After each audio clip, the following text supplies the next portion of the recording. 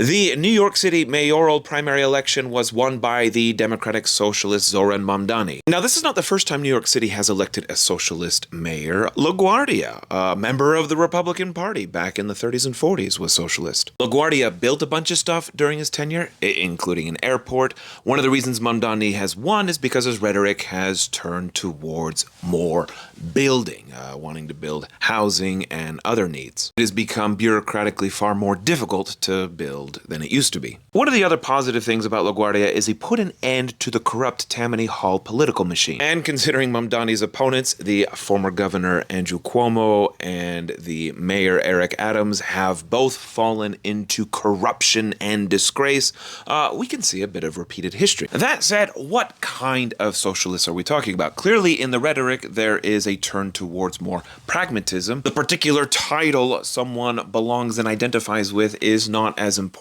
as the actual policies that come about.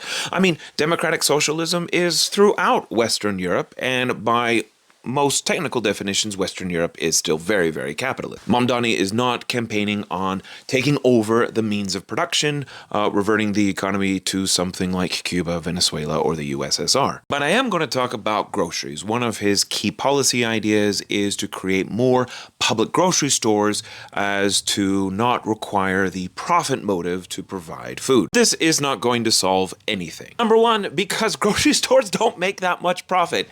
It's competitive. It's a relatively functioning market. See these red dots right here? Those are the grocery store industry profit margins, and all these other ones are a different industry. Grocery store retail is a competitive market, and providing public grocery stores is not going to do much to lower the cost for consumers. But what about food deserts? Aren't that causing nutritional inequality? This is a very influential paper among economists put out in 2019 that explicitly tested this. And their empirical testing rejects that neighborhood environments contribute meaningfully to nutritional inequality. If you expose low-income households to the same products and prices available to high-income households, it does reduce nutritional inequality, but only by about 10%. The remaining 90% of this inequality is driven by differences in demand, because you have two sides of the market: the supply side of the market, which is the food desert, and then the demand side of the market. Lower-income households simply don't buy